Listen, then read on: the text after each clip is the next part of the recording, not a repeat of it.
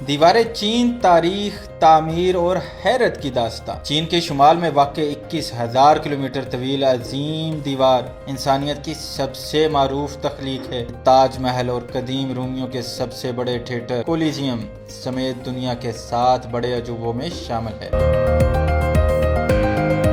پاک بھارت کشیدگی کے باعث پاکستان سپر لیگ سیزن 10 کے بقیہ تمام میچز متحدہ عرب امارات منتقل کرنے کا فیصلہ کر لیا گیا ہے۔ پاکستان کرکٹ بورڈ کے مطابق PSL 10 کا کراچی کنگز اور پشاور زلمی کے درمیان میچ ری شیڈول کر دیا گیا۔ پاک بھارت کشیدگی کے باعث بھارت میں پاکستانی شوبز اسٹارز کے سوشل میڈیا اکاؤنٹس بلاک کرنے کے بعد جہاں بھارت کی جانب سے فیک نیوز کی بھرمار کی جا رہی ہے، وہیں کئی سپر اسٹار اداکاروں کے فیک اکاؤنٹس بھی منظر عام پر آ رہے ہیں، جس کی ایک مثال پاکستان سپر اسٹار اداکارہ ہانیہ عامر بھی ہیں۔ محکمہ موسمیات نے ملک بھر کے مختلف علاقوں میں آئندہ 24 گھنٹوں کے دوران آندھی، گرج چمک اور بارش کی پیش گوئی کی ہے۔ وفاقی دارالحکومت اسلام آباد اور اس کے گرد و نواح میں موسلادھار بارش اور ژالہ باری کا امکان ظاہر کیا گیا ہے۔ شہر قائد کے جناح انٹرنیشنل ایئرپورٹ پر فلائٹ آپریشن فوری طور پر بحال کر دیا گیا، جبکہ پاکستان کے دیگر تمام بڑے ایئرپورٹ سے بدستور فلائٹ آپریشن کے لیے دستیاب ہیں۔ پاکستان ایئرپورٹس اتھارٹی کی جانب سے جاری اعلامیے میں کہا گیا ہے کہ ملک کے دیگر تمام بڑے ایئرپورٹس بدستور فلائٹ آپریشن کے لیے دستیاب ہیں۔ دیواریں چین، تاریخ، تعمیر اور حیرت کی داستان۔ چین کے شمال میں واقع 21,000 کلومیٹر طویل عظیم دیوار انسانیت کی سب سے معروف تخلیق ہے۔ تاج محل اور قدیم رومیوں کے سب سے بڑے تھیٹر کولیزیم سمیت دنیا کے 7 بڑے عجوبوں میں شامل ہے۔ دیواریں چین کو سن 1987 میں یونیسکو نے عالمی ورثہ قرار دیا تھا۔ یسوع مسیح کی پیدائش سے تقریباً 200 سال پہلے چین کے بادشاہ چین شی ہونگ نے اپنے ملک کو دشمنوں کے حملوں سے محفوظ کرنے کے لیے شمالی سرحد پر ایک دیوار بنانے کی خواہش کی۔ اس دیوار کی ابتدا چین اور منچوکو کی سرحد کے پاس سے کی گئی۔ اس زمانے میں ہن اور تاتار چین کے بڑے دشمن تھے جو وسط ایشیا میں کافی طاقتور سمجھے جاتے تھے۔ یہ دیوار خلیج لیاوتنگ سے منگولیا اور تبت کی سرحدی علاقے تک پھیلی ہوئی ہے۔ اس کی لمبائی تقریباً 13,170 میل ہے اور یہ مختلف علاقوں میں 20 سے لے کر 30 فٹ تک اونچی ہے۔ بنیاد کے قریب اس کی چوڑائی 25 فٹ اور اوپر سے 12 فٹ کے قریب ہے۔ ہر 200 گز کے فاصلے پر حفاظتی پہرے داروں کے لیے مضبوط پناہ گاہیں بنی ہوئی ہیں۔ کہا جاتا ہے کہ 3 لاکھ سے زائد انسانوں نے مسلسل 10 سال تک اس کی تعمیر میں حصہ لیا۔ یہ دیوار چین کے شہر بیجنگ جن شانگلنگ کے پہاڑوں پر واقع ہے۔ دیواریں چین تعمیر ہونے میں کتنا عرصہ لگا؟ دیواریں چین کی تعمیر مکمل ہونے میں 1700 سال کا طویل عرصہ لگا۔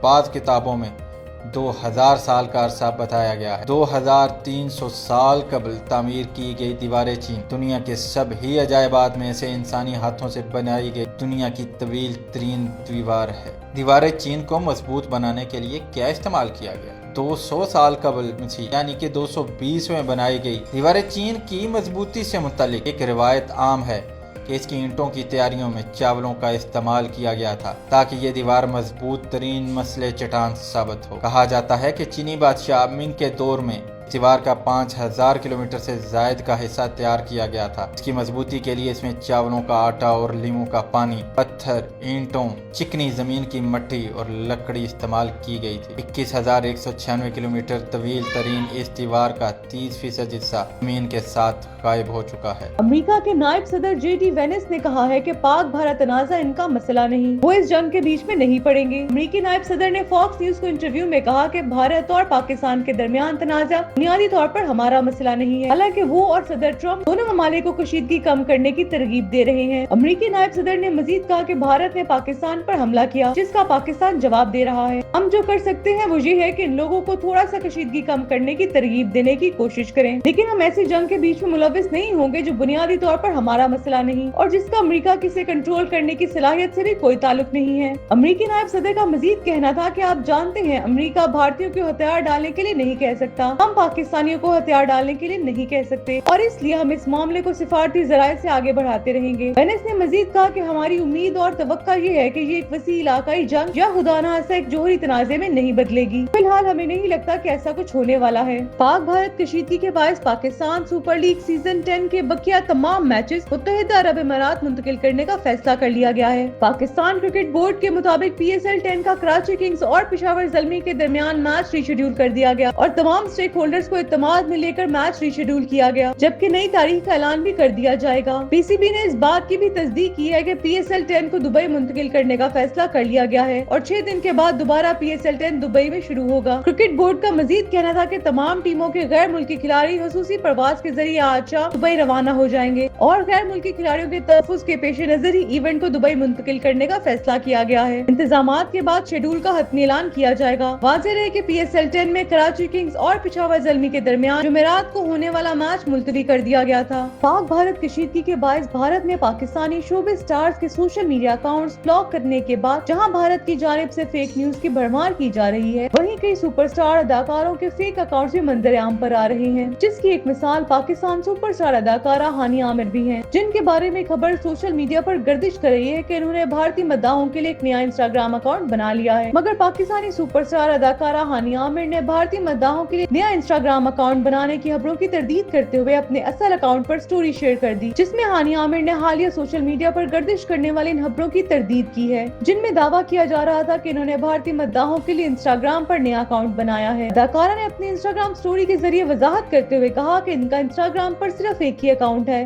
اور اس کے علاوہ کسی بھی اکاؤنٹ سے ان کا کوئی تعلق نہیں۔ ہانی عامر نے اپنے مداحوں کو خبردار کرتے ہوئے کہا کہ اگر کسی کو ان کے نام سے منسوب کسی اور اکاؤنٹ سے فرینڈ ریکویسٹ موصول ہو تو اسے فوری طور پر رپورٹ کریں۔ اداکارہ نے مداحوں کا شکریہ ادا کرتے ہوئے درخواست کی کہ جعلی اکاؤنٹ سے محتاط رہیں۔ یاد رہے کہ چند روز قبل ایسی خبریں سامنے آئی تھیں کہ بھارت میں پہلگام واقعے کے بعد ہانی عامر کے اصل اکاؤنٹ پر ممکنہ پابندی کے باعث انہوں نے بھارتی مداحوں کے لیے نیا انسٹاگرام اکاؤنٹ بنایا ہے، تاہم اداکارہ نے ان افواہوں کو غلط قرار دے کر ان کی تردید کر دی ہے۔ محکمہ موسمیات نے ملک بھر کے مختلف علاقوں میں آئندہ 24 گھنٹوں کے دوران آندھی، گرج چمک اور بارش کی پیش گوئی کی ہے۔ وفاقی دارالحکومت اسلام آباد اور اس کے گرد و نواح میں موسلادھار بارش اور ژالہ باری کا امکان ظاہر کیا گیا ہے۔ محکمہ موسمیات کے مطابق خیبر پختونخوا کے بیشتر اضلاع میں مطلع برآلود رہے گا اور پشاور، نوشہرہ، مردان، چارسدہ، سوابی، چترال، سوات، شانگلہ، دیر، مالاکنڈ، بنیر، کوہستان، مانسہرہ، بٹگرام میں بارش کا امکان ہے۔ سورگر، ایبٹ آباد، ہری پور، باجوڑ، مہمند، کوہاٹ، اورکزئی، خیبر، کرم، ڈی آئی خان، بنو، لکی مروت، ٹانگ، شمالی اور جنوبی وزیرستان میں گرج چمک کے ساتھ بارش، جبکہ چند مقامات پر ژالہ باری کا بھی امکان ہے۔ گزشتہ روز بھی مختلف علاقوں میں بارش ہوئی، جن میں دیر، ایبٹ آباد، سوات، مانسہرہ، مردان اور پشاور شامل ہیں۔ پشاور میں 10 ملی میٹر، دیر میں 11، بالاکوٹ میں 9، کاکول اور تیمرگرہ میں